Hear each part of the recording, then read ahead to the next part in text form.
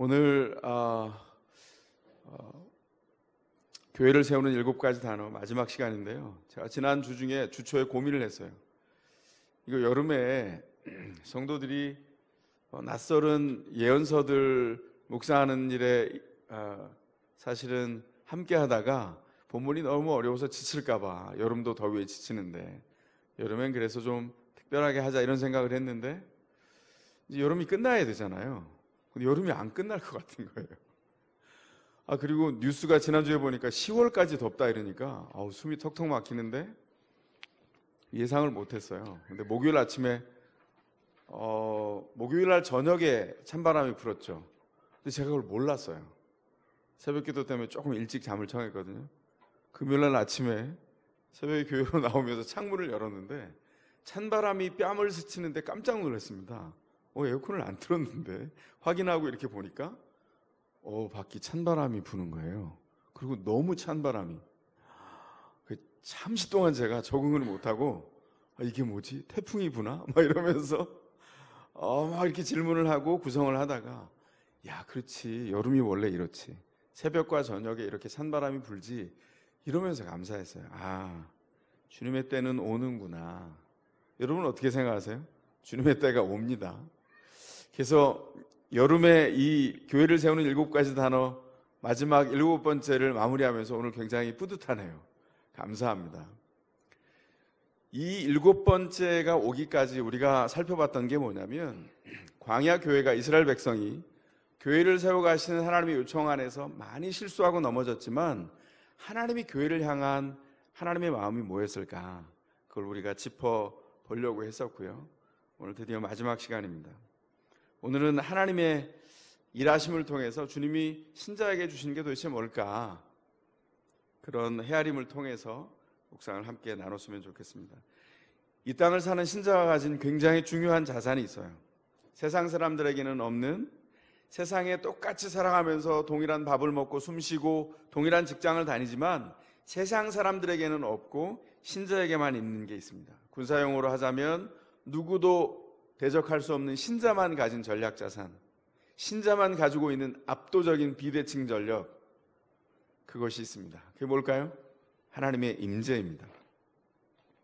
오늘 본문에는 범죄한 이스라엘 백성에 대한 하나님의 반응과 중보기도하는 모세의 모습이 나옵니다. 그 중보기도를 하는 모세의 기도 안에 아주 중요한 기초가 그 안에 있어요. 모세가 중보기도를 할 때 단단하여서 흔들리지 않은 그 기초 위에 서서 기도를 하고 있는 거죠. 자신의 정체성과 모든 광야교회를 사는 신자들, 그 신자들이 이 삶의 기초 위에 서 있다라고 하는 것을 알려주죠. 핵심이 뭘까요? 우리가 서로 인사했죠. 하나님이 우리와 함께 하십니다. 이게 누구도 빼앗아갈 수 없는 신자가 가지고 있는 능력입니다. 우리가 믿음 안에서 새로운 일을 시작할 때 어떤 마음이 들죠? 새로운 직장에 이직해서 옮겨갔거나 첫 직장을 갔거나 아니면 완전히 새로운 일을 시작할 때 겁나는 마음도 있지만 설레는 마음이 더 많습니다. 설레는 마음으로 희망을 먼저 갖죠. 그 희망은 뭐죠? 내가 이 일을 하면 어떤 결론과 어떤 열매를 얻을 거야. 이직을 한 이유는 경력직으로 갔는데 좋은 연봉을 받을 거야 라고 하는 결론을 먼저 갖죠. 그건 나쁜 것이 아닙니다. 중요한 건 그 먼저 상상해보는 결론과 결과와 열매 목적이 정말 하나님의 목적과 맞닿아서 그 열매를 얻으려고 먼저 상상하는 거냐는 거죠.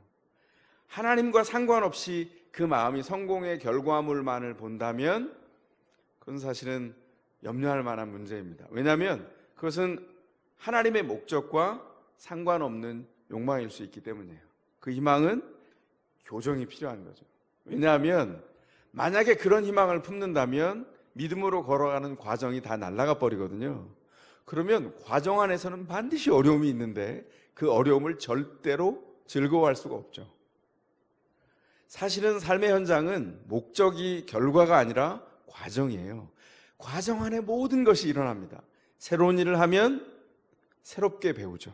새로운 일을 하면 새롭게 넘어집니다. 그래서 어떻게 해야 되죠? 새롭게 일어나게 되죠. 그 과정들이 있다는 것입니다. 그런데 그 과정을 다 무시한 채로 결과만을 보는 희망이 있다면 하나님과 상관없는 욕망일 수 있다는 거예요. 그 삶에는 하나님이 없을 가능성이 많습니다. 돌아보아서 다시 한번 살펴볼 필요가 있다는 것이죠. 지금 출애굽을 한 이스라엘 백성이 어느덧 그렇게 되었다는 겁니다. 이스라엘 백성이 출애굽해서 2달 동안 광야를 헤맸어요. 10하루길이면 갈 수 있는 길인데 그 광야를 돌아 2달 만에 시내산에 이르렀습니다. 그들에게 삶의 목적이 생겼는데 그 목적, 그 결과물을 빨리 받고 싶은 거예요. 그게 뭐죠? 젖과 꿀이 흐르는 땅에 들어가서 그 기름진 땅에서 사는 겁니다. 그것 자체가 정착하는 것이 목적이 됐어요. 근데 모세는 정확하게 알고 있습니다. 뭐죠? 하나님의 임재가 사라지면 우리가 알고 있는 하나님이 부르지 않은 다른 세상에 있는 모든 열방의 백성들과 아무런 차이가 없는 그런 사람들이 될 수밖에 없다는 거예요. 신자가 가지고 있는, 교회의 성도들이 가지고 있는 가장 중요한 능력이 무엇입니까? 하나님의 임재라는 것이죠. 그래서 하나님이 어떻게 인도하시든지 우리가 어떤 일을 부르심 가운데 행할 때에 그게 어떤 높은 명분 가운데 있다 할지라도 하나님의 목적을 우리 가운데 담아내고 확인하지 않으면 어쩌면 우리가 실패할 수 있습니다. 질문이 뭐죠? 하나님의 부르심 가운데 과정을 걸어가면서 우리가 반드시 해야 될 질문이 뭐냐면, 하나님이 이 부르심의 과정을 걸어가는 나와 함께 계시는가? 하나님이 거기 계시는가? 내가 일을 하는 그곳에 하나님을 모셨는가? 이게 가장 중요한 질문이라는 것이죠. 왜냐하면 거듭 말씀드리지만 하나님의 임재가 신자가 가진 압도적인 능력이기 때문입니다. 신자만 소유하고 있는 전략 자산이 하나님의 함께하심과 임재예요. 그래서 우리가 분명히 준비할 게 있습니다. 그건 하나님의 임재 안에 사는 것이죠. 우리가 끊임없이 너무나 반복적으로 들어서 늘 있는 것 같지만 사실 우리 가운데 종종 사라지는 것. 그래서 우리가 준비해야 될 것은 하나님의 임재입니다. 성경은 하나님의 임재가 우리 가운데 나타나기 위해서 2가지를 준비하라고 우리에게 요청하고 있습니다. 그 첫 번째 준비는 하나님의 명령대로 순종하는 것입니다. 자기 마음대로 삶을 세팅해 가는 것이 아니라 하나님이 부르시고 명령한 대로 삶의 세팅을 바꾸는 거예요. 아까 말씀드린 대로 이스라엘 백성이 시내산에 도착한 다음에 출애굽에서부터 얼마나 됐죠? 100일이 됐어요. 그 100일이 된 그 시점에서 그들이 할 일이 있었어요. 그게 뭐냐면 시내산에 도착하기까지 애굽에서 나와서 2달이 걸려서 도착했고요. 시내산에 모세가 올라간 지 40일이 지났으니까 100일입니다. 그 100일 동안 이스라엘 백성이 집중하면서 광야교회가 할 일이 뭐였습니까? 하나님의 안내를 따라 삶의 기초가 되는 토라, 지금 모세를 통해서 하나님이 준비하고 계신, 모세가 받아서 백성이 함께 누리고 그 이스라엘 광야교회가 그 기준을 통해서, 기초를 통해서 서야 되는 그 말씀, 하나님의 말씀을 통해서 삶을 세워나가는 것이죠. 뭘 하는 겁니까? 세워나간다는 것이 순종하는 거예요. 문제는 뭐냐면 교회로 이렇게 모이지만 우리에게 주어진 일상은 각 사람에게 다 주어진 숙제라는 거예요. 그 숙제의 고약한 점은 뭐냐면 아무도 볼 수 없다는 겁니다. 때로는 결혼한 부부도 배우자가 어떤 삶을 사는지 모를 수 있어요. 그 마음이 어떻게 흘러가는지 모를 수 있어요. 뭘 해야 되죠? 그 한 사람을 모를 수 있는데 자기의 마음을 하나님이 아시기 때문에 하나님 앞에서 그 마음을 드리고 순종하며 초점을 맞추는 것이 너무 중요하다는 것입니다. 하나님이 우리에게 요청하고 요구하는 것이죠. 하나님께 순종하는 일. 물론 이스라엘 광야교회는 이 100일 만에 그들이 할 일 가운데 어떻게 했어요? 실패했습니다. 그래서 오늘 본문 앞뒤의 문맥을 봐야 되는데 1절에서 3절에 보면 이렇게 되어 있어요. 출애굽기 33장 1절로 3절에 주님께서 모세에게 말씀하셨다. 너는 가서 내가 이집트 땅에서 데리고 올라온 이 백성을 이끌고 여기를 떠나서 내가 아브라함과 이삭과 야곱에게 맹세하고 그들의 자손에게 주겠다고 약속한 그 땅으로 올라가거라. 내가 한 천사를 보낼 터이니 그가 너를 인도할 것이다. 기가 막히죠.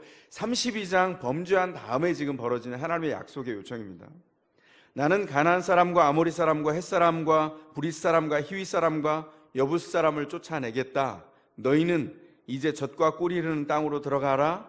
들어가게 될 것이다. 들어간다. 그러나 나는 너희와 함께 올라가지 않겠다.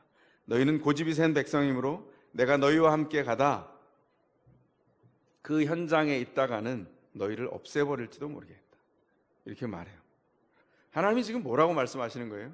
범죄한 이스라엘 백성에게 내가 너희에게 약속했었지. 젖과 꿀이 흐르는 그 가나안 땅으로 내가 인도하마. 너희가 모세야 네 백성을 데리고 올라가라. 내가 천사를 앞서 보내면서 위험한 걸 다 떨쳐버리고 안전하게 하고 그 땅까지 완벽하게 이르게 하겠다. 너무 기가 막힌 굿뉴스 아니에요? 그런데 이상합니다. 4절 이하에 보면 이스라엘 백성이 기뻐하지 않아요. 그들이 통곡했다고 말하고 있어요. 여러분도 느꼈겠지만 3절에 나와 있는 조건절 때문이죠. 뭡니까? 그러나 나는 너희와 함께 올라가지 않겠다. 인도해 주시고 젖과 꿀이 흐르는 땅이 우리의 소유가 되고 천사를 동원해서 다 보호하시고 끝끝내 성공적인 결과물에 도달하게 하실 건데, 성공적으로 원하는 땅에 정착하게 하실 건데, 하나님이 약속을 지키실 건데, 그러나 하나님이 함께 가시지 않아요. 왜요? 이스라엘 백성이 죄를 범했기 때문입니다. 예를 들자면 이런 거예요. 어떤 굉장히 많은 부를 가진 아빠가 있습니다. 10살짜리 아들이 있어요. 10살짜리 아들을 불러서 이렇게 얘기합니다. 아들아, 내가 이제 즉시 너한테 내 가지고 있는 모든 유산을 너에게 다 물려주마. 그리고 네가 10살이니까 네가 원하는 건 다 살 수 있어. 네가 아빠한테 장난감 사달라 그랬지? 다 사. 탱크를 사달라 그랬지? 다 사. 네가 원하는 그 모델보다 더 비싼 거 2배, 10배짜리도 다 살 수 있어. 왜냐하면 아빠가 가진 유산 다 네 거니까. 그런데 하나만 얘기하자. 얘야, 돈으로 원하는 건 다 살 수 있는데 그 대신 더 이상 나는 네 아빠가 아니야. 이렇게 말한다면 그 10살짜리 아들이 뭐라고 반응할까요? 목소리가 잠깐 떨리나요, 제가? 예. 왜냐하면 요즘 애들은 네, 알겠습니다 이럴 것 같은 굉장히 불안한 마음이 드는 거예요. 그래서 제가 4살이라고 안 하고 10살이라고 했는데도, 정상적으로 아빠와 관계를 맺었던 아이라면 요 전 문맥에 뭐가 있었을까요? 끊임없이 반복해서 가르쳤지만 와당 넘어진 이 아이의 중대한 실수가 반드시 전에 있었을 거예요. 그래서 어떻게 한다고요? 그래, 네가 이걸 원한다고? 그래서 네가 이 탱크를 원해서 동생하고 그렇게 싸웠다고? 동생을 때렸다고? 그래, 뭘 때려? 이 유산을 다 줄게. 너 다 가져라. 네가 다 가질 수 있어. 그거보다 더 많은 걸 살 수 있어. 그런데 이제 더 이상 아빠는 네 아빠가 아니야. 이러면 이 아이는 뭔가 잘못됐구나 느끼면서 울기 시작하고 아빠 잘못했어요 라고 비는 것이 관계 안에서 정상적인 거죠. 어렸을 때는 아빠보다 아빠가 주시는 선물이 더 기다려져요. 여러분들은 안 그랬어요? 아빠가 퇴근하실 때 요때는 뭘 가져오신다 그랬는데 그때는 아빠보다 아빠 손에 들린 게 뭔가, 손에 들려있나 안 들려있나 이걸 먼저 확인하죠. 어릴 때는요, 아빠보다 아빠에 의해서 주어지는 선물이 더 기다려지는 것이 당연합니다. 그런데 성장하면서 어떻죠? 성장을 하게 되면 아빠가 주시는 선물보다 아빠와의 관계와 아빠의 사랑을 더 확인하게 되는 것, 이게 정상적으로 성장하고 있는 자녀의 모습이에요. 믿음도 이와 똑같다는 겁니다. 믿음의 초보일 때는 우리가 감사하는 게 뭐죠?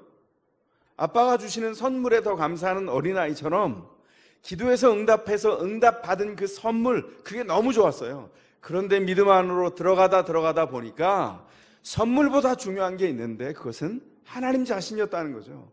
하나님은 나를 부인한 적이 없고, 내가 선물을 달라고 했는데 내가 조금 잘하다 보니까 하나님이 지금은 네가 그 선물을 받을 때가 아니야. 지금은 네가 그걸 받아 너한테 내가 주면 네가 네 이빨이 썩어. 부모가 했던 것처럼 초콜릿 아탕아탕 할 때 부모가 안 주는 것처럼 네가 지금 고급스러운 초콜릿을 요구하는 거야. 네 이빨이 썩어. 네 영혼의 이빨이 썩고 네 심장이 썩을지 몰라. 그래서 네가 정말 원하고 있지만 줄 수 없어. 왜냐하면 네 인생이 망가지니까. 이런 기도응답에 거부가 되는 기도응답을 받기도 하잖아요. 그런데 1년이 지나고 3년이 지난 다음에 우리가 발견하는 게 뭐죠? 하나님이 옳으시다는 걸 발견하게 되는 거죠. 그리고 우리가 고백하게 되는 거예요. 아, 하나님은 항상 옳으시구나 고백하게 되는 겁니다. 왜냐하면 하나님은 늘 기도응답을 해주세요. 우리가 원하는 선물을 구할 때 즉시 주시는 것만 기도응답이 아니라 이건 아니야 라고 치워주시기도 하고 한참을 지난 다음에 주시기도 하고 바꾸어서 주시기도 하잖아요. 응답은 기도하는 순간 이미 이루어지고 있어요. 문제는 뭐죠? 우리가 하나님의 손에 의해서 주어지는 선물만을 바라다가 믿음의 더 깊은 곳에서 하나님 자신이 선물이라는 것을 깨닫지 못하고 믿음이 성장하지 않고 정체되어 있다는 것이죠. 신자에게 주어진 궁극적인 복이 무엇입니까? 하나님의 임재입니다. 하나님이 우리와 함께 하시는 거예요. 우리 가운데 계시다는 것이죠. 그것을 기억하는 것이 그 어떤 선물보다 중요하다. 이것이 하나님 앞에서 복을 누리는 신자의 방법입니다. 모든 선물보다 하나님의 임재가 더 중요한 복이다. 인정하십니까? 인정하시면 아멘 하시기 바랍니다. 여러분 안에 이 복을 누리지 않기 때문에 늘 하나님 앞에서 믿음이 5년이 되고 10년이 되는데도 불평을 해요. 왜 안 주세요? 이러고, 그리고 북한도 지금 이제 슬슬 버려가는 벼랑 끝 전술을 계속하고 있다는 거죠. 이런 식으로 하시면 제가 결단을 합니다. 뭐 이런 거래요. 하나님 앞에서. 제가 이번 정말 석 달 동안 제가 기도할 거거든요. 부족하세요? 제가 그럼 열흘 더해서 100일 동안 기도하겠습니다. 소위 100일 기도. 근데 안 들어주시면 제가 가만두지 않겠습니다. 저 결단합니다. 뭐 이런 거 합니다. 저도 그 100일 기도를 해봤어요. 십수년 전이네요. 제가 이렇게 결심하진 않았지만 기도하는 동안에 주님이 반드시 응답하셔야 됩니다라고 기도했어요. 수첩에 그때 수첩을 가지고 있는데 빨갛게 덮여 있습니다. 100일이 다 되어가는 순간 제 마음이 바뀌어 있었어요. 하나님의 뜻에 순종하는 것이 내게 중요하구나. 그리고는 100일이 됐습니다. 어떻게 됐을까요? 또 다른 100일을 시작했어요. 그 두 번째 100일은 다른 100일이었습니다. 어떤 100일이었을까요? 제가 하나님의 뜻을 따라가는 순종의 사람이 되게 해주십시오라고 기도하기 시작했어요. 그렇게 그 기도가, 그 빨갛게 되어지는 기도가 무려 2년이나 지나갔습니다. 하나님은 제가 원하는 방식대로 응답하지 않으셨어요. 그러나 2년이 지난 다음에 감사했던 것은 하나님은 정확하게 하나님의 방법대로 응답하세요. 우리에게 필요한 게 무엇입니까? 순종입니다. 하나님이 내 가운데 내 안에 역사하셔서 일하시는 것을 알고 거기에 초점을 맞추는 거예요. 유산을 다 물려주겠다 그럴 때 아버지 이러시면 아니 됩니다. 제가 아버지 없이 어떻게 살겠어요? 저 이제 겨우 10살입니다. 아니 제가 30이 된다고 아버지 없이 살 수 있겠습니까? 자녀가 만약에 그런다면 기가 막히지 않겠습니까? 하나님이 우리를 그런 자녀로 부르시기를 원하신다는 거죠. 두 번째로 하나님의 임재를 위해서 우리의 삶에 준비가 돼야 되는 것. 두 번째는 뭐냐면 하나님의 은총을 구하는 삶입니다. 하나님의 계획을 알려달라고 끊임없이 단언하는 거예요. 오늘 보면 13절에 나와 있는 것인데 하나님이 가나안에 함께 올라가지 않으시겠다고 선언하시니까 고집센 백성과 함께 가다가 내가 이 백성을 오히려 죽일 수 있으니까 내가 너희랑 안 가는 게 인격적인 거야. 이렇게 말씀하시는 거예요. 이 백성이 너무 부패해서 내 성정에 맞지 않는다. 이 부패한 백성을 내가 심판할지 모르겠다. 죽일지 모르겠다. 그러므로 나는 가지 않겠다. 인격적인 선언이거든요. 이걸 들은 다음에 모세가 한 행동이 뭐죠? 모세가 한 일이 뭡니까? 그는 진영 바깥에 멀리 떨어져서 천막 하나를 마련합니다. 그리고 거기서 기도를 시작해요. 나중에는 이것이 성전의 이름으로 바뀌게 되는데 그 이름이 뭐였죠? 텐트 오브 미팅, 회막이었어요. 원래 아직 성막이 지어지지 않았잖아요. 성막의 전신인 하나님이 임재하는 장소를 꿈꾸며 천막을 지었어요. 거기는 초라한 천막입니다. 자신을 포함한 자신이 인도한 모든 백성의 실패가 들어있는 곳, 그 실패가 너무나 써서 어떻게 회복할지 알지 모르는 상태에서 지어진 천막이에요. 그런데 그곳에서 기도할 때 하나님이 거기 임재하셨고 그 텐트는 텐트 오브 미팅, 회막, 하나님이 만나주시는 장소가 됐어요. 하나님은 참 희한한 분입니다. 우리가 실패할 때 세상 사람은 실패하면 끝나요.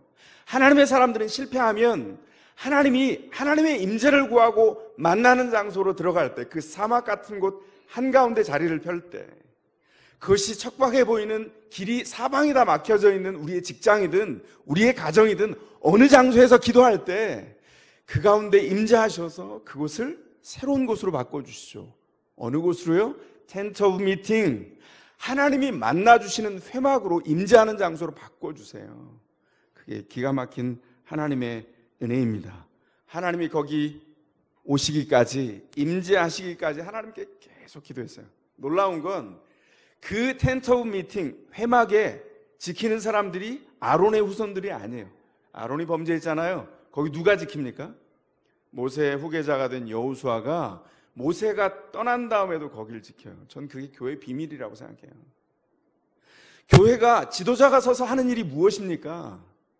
하나님의 임재를 바라보고 임재가 이루어지는 교회가 되기까지 끊임없이 그 자리에 있는 거예요. 그러면 자신의 욕망을 이루는 장소가 교회가 아니라 하나님의 뜻이 이루어지는 곳이 교회가 될 수 있어요. 그리고 여호수아가 어떻게 이어서 모세를 이어서 지도자가 되고 정복전쟁을 성공적으로 이끌 수 있었을까요?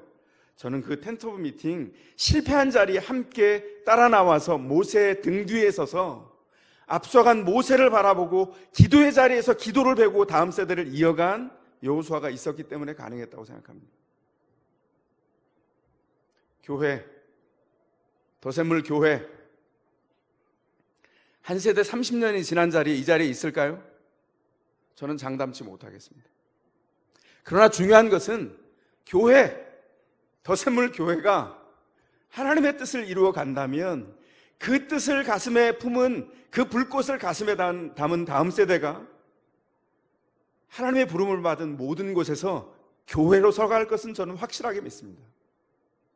더샘물 교회가 더샘물 교회 이름으로 30년 후에 있지 않아도 괜찮아요. 그러나 하나님이 역사하는 그 교회, 회막인 교회, 역사하시는 그 장소가 정신으로 이어져서 다음 세대로 이어지는 꿈은 계속 꿉니다. 그리고 주님께서 그 기도를 하게 하셨고 그 기도는 응답돼서 이루어질 거예요.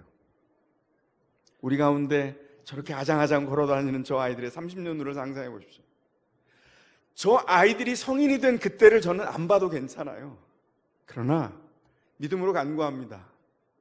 저 아이들이 믿음의 현장 안에서 우리보다 더 깊고 뛰어나게 주님의 임재를 구하고 임재 안에서 사는 사람들이 되기를. 저는 교회는 그런 곳이라고 생각해요. 끊임없이 하나님께 기도했습니다. 모세는 뭐라고 기도했을까요? 자신의 목적을 위해서 기도했을까요? 자신의 삶의 목적을 생각했을 겁니다. 내가 왜 여기 서 있지? 스스로 묻고 또 물었을 겁니다. 그리고 모세가 거기 있는 이유가 만일 좋은 땅을 얻어 차지하고 정착해서 백성을 거느린 큰 왕국의 왕이 되고자 했다면 하나님이 제안하신 이 일은, 왜냐하면 약속하셨으니까 이루어질 건 알거든요. 기가 막힌 제안 아니에요? 하나님이 간섭하지 않겠대요. 내 마음대로 해도 돼요. 그리고 아주 기름진 부동산이 주어지고 보호도 완전히 이루어져서 노른자의 땅을 다 차지할 수 있습니다. 내 마음대로 할 수 있어요. 여러분 같으면 어떻게 하겠어요?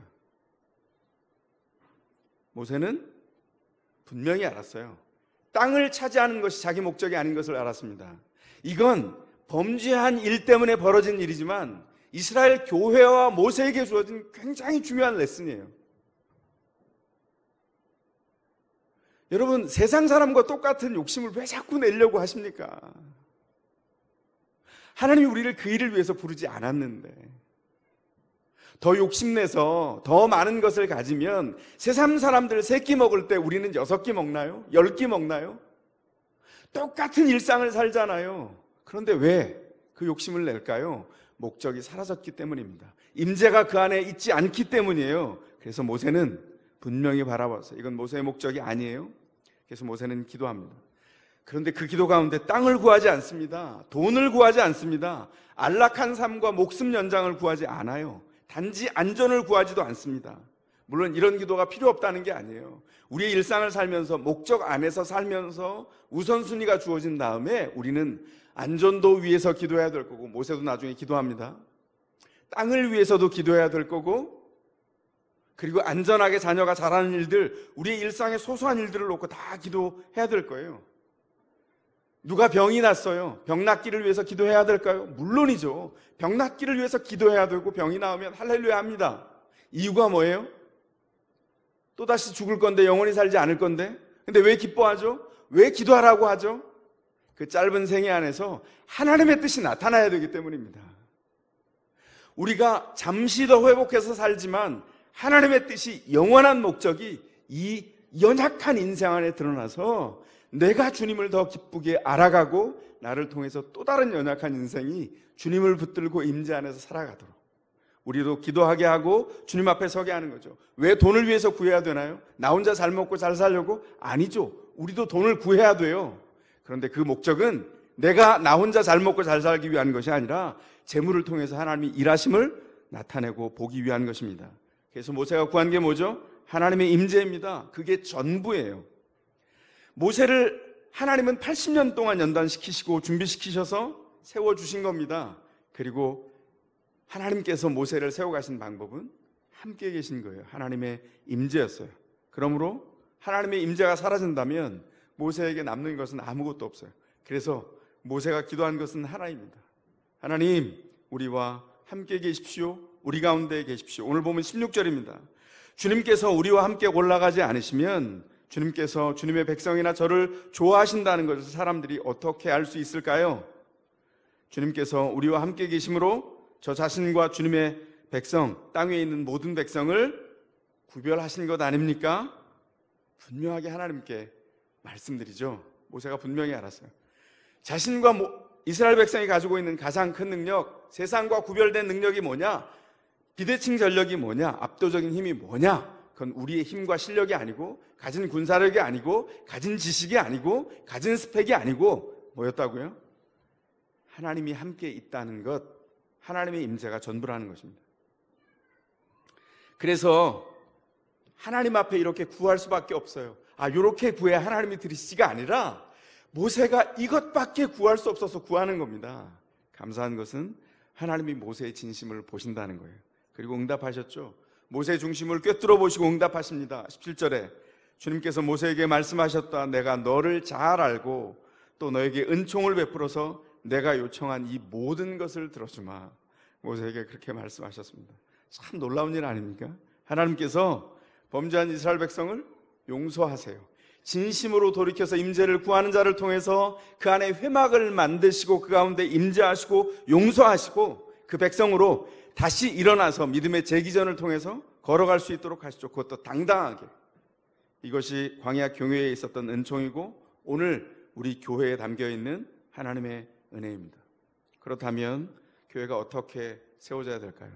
교회는 우리가 지난번에 데살로니가 전후서를 묵상한 대로 교회는 복음을 선포합니다. 믿음 가운데 서도록 전도합니다. 믿음의 가정을 일으킵니다. 넘어진 가정을 회복시킵니다. 언약의 가정들의 자녀들을 가르치고 훈련하여서 세워갑니다. 믿음의 계승운동이 힘있도록 계속 만들어갑니다. 맡겨준 선교의 사명을 계속 이어갑니다. 이게 주님께서 더샘을 교회에 맡겨주신 사명입니다. 그런데 이 사명은 구호로 이루어지는 게 아니에요. 이건 살아내지 않으면 허울 좋은 명분에 불과합니다. 뭘 해야 될까요? 일에 참여해서 이 운동을 하자가 아니라 일상에 주어진 본인의 본분을 하나씩 채워가는 겁니다. 소소해 보이고 작아 보여서 소홀할 수 있는 그 작은 일상을 하나님의 목적 안에서 채워가는 거예요. 그게 주께서 우리에게 맡겨주신 일이에요. 부모가 되었습니다. 엄마는 엄마의 자리를 채워갑니다. 아빠는 아빠의 자리를 채워갑니다. 동시에 직장을 다니죠. 직장도 채워가야죠. 요즘 맞벌이를 합니다. 엄마가 직장을 다녀서 엄마 노릇을 못하겠다 그러면 문제가 있는 거죠. 그죠? 그 두 가지 할 수 없다면 한 가지를 선택해야 돼요. 직장을 다니면서도 그 일을 합니다. 엄마의 자리를 채워갑니다. 배우자의 자리를 채워갑니다. 물론 배우자가 되어서 옛날처럼 아내이자 배우자인 사람은 직장을 다녀도 가사 일을 다 돌보면서 밥하고 빨래하고 모든 걸 다 해라 이런 거 아닙니다. 그건 합의해야죠. 그 둘 다 직장 생활을 하는데 아내한테 다 하라 그러면 완전 폭력적인 겁니다. 어떻게 해야 돼요? 힘 남을 때까지 서로 나눠서 하는 거예요. 서로 이기적이지 않게 서로 상부상조해가면서 만들어가는 거죠. 중요한 건 뭐냐면 그 소소한 일상 안에 하나님의 목적을 향하여서 우리가 채워가면서 서로를 인격적으로 성장시키고 촉진시키는 그 사명을 감당해내고 있냐는 거예요. 피와 땀과 눈물로 살아내는 일상의 현장이 분투로 이루어질 때 교회가 세워져요. 부르심으로 살아낼 때 개인이 살 뿐만 아니라 공동체인 교회가 세워지게 됩니다. 그래서 뭘 해야 될까요? 먼저 기도하는 것입니다. 하나님, 여기 임재해 주십시오. 하나님의 뜻을 여기 두시고 우리가 순종케 하십시오. 하나님, 우리 뜻을 이루어 주세요. 관철시켜 달라고 기도하는 것이 아니라 하나님의 뜻이 우리 가운데 있게 해주세요. 하나님의 임재는 교회의 심장입니다. 그 심장이 뛸 때 우리가 살아있음을 느껴요. 하나님이 우리에게 맡겨주신 것이 이것입니다. 질문 드리겠습니다. 가정에서 가장 중요한 게 뭘까요? 가족 간의 사랑? 돈? 아닙니다. 하나님의 임재입니다. 그 임재로 인하여 가족 간의 사랑을 돌아보아야 합니다. 그래야 이기적이지 않은 사랑을 풍부하게 서로 나누어 가질 수 있습니다. 하나님의 임재를 인하여서 필요한 재정도 구해야 합니다. 직장에서 가장 중요한 게 뭘까요? 스펙입니까? 줄 잘 서는 라인입니까? 아니면 학연입니까? 지연입니까? 이런 거 아니죠. 있는 자에게 직장에서 가장 중요한 것은 하나님의 임재입니다. 우리 한 사람 한 사람이 하나님이 세워주신 곳에서 하나님의 임재의 증거이기를 바랍니다. 그 임재의 증거를 담아서 우리가 가는 곳에서 하나님이 예비한 복이 나눠지기를 바랍니다. 하나님 우리를 그렇게 불렀어요. 임재를 추구하는 교회, 하나님께서 우리를 그렇게 만드셨어요. 그래서 하나님의 은총 안에서 거룩한 큰 욕심을 가져야 합니다. 큰 꿈을 꿉시다. 제가 이런 얘기 안 하려고 하는데 요즘 하도 시끄러워서 교회 세습이 교회 내 화두인데요. 상처받지 말고 그냥 잊어버리시면 좋겠는데 우리가 잘 가기 위해서 잠깐 한번 재료로 사용하겠습니다. 교회 세습하는 거 이거 너무 작은 세상 욕심 아닙니까? 이런 거 하지 말고 크신 하나님을 꿈꾸자고요. 우리 하나님 그렇게 작은 것에 매이도록 교회를 만들지 않으셨어요. 큰 꿈을 꾸십시다. 하나님이 그 큰 꿈을 우리 가운데 맡기셨기에 아까 말씀드린 소소한 일상을 그 큰 목적으로 채워가는 겁니다. 그 부르심의 안에 있는 사람이 누굴까요? 신자입니다. 여러분과 저 자신이에요. 저는 1차 사명이 목사도 아니고 교장도 아니라고 생각합니다. 제 1차 사명은 신자입니다. 하나님 앞에 주님을 기쁘게 하는 임재의 삶으로 어떻게 살까? 전 이것이 저의 과제이고 바로 여러분의 과제라고 생각합니다. 하나님이 내 편이 되도록 구하는 게 아니라 내가 어떻게 하나님의 편이 될까? 하나님의 온전한 은총을 담아낼 수 있는 순종의 삶을 살까? 그렇게 꿈을 꿀 수 있기를 바랍니다. 사랑하는 교회 여러분, 주님이 상상을 한번 해봤어요. 주님이 세상에서 자랑하고 싶은 사람을 찾으실 때 욥기에 나와 있는 욥을 자랑하신 것처럼 나 자랑할 사람이 있지? 그럴 때 바로 여러분을 떠올렸으면 좋겠습니다. 그때 떠오르는 사람이 더세물교회 교우들이었으면 좋겠다, 이런 꿈을 꿉니다. 하나님이 찾으시는 그 한 사람, 그 한 사람의 신자로 세워지시길 주님의 이름으로 축원합니다. 이제 가능하신 분들은 이 마음을 가슴에 담고 약속을 이루는 삶을 살겠습니다. 마음을 가지고 조용히 가능하신 분들은 일어나시겠습니다.